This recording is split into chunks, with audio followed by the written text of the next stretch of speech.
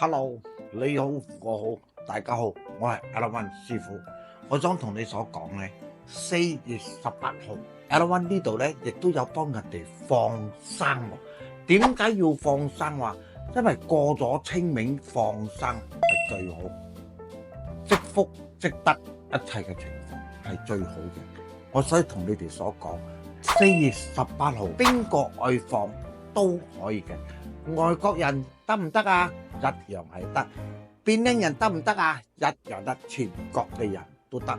到時候咧，最緊要你俾到名我哋歲數咁嘅人就得啦。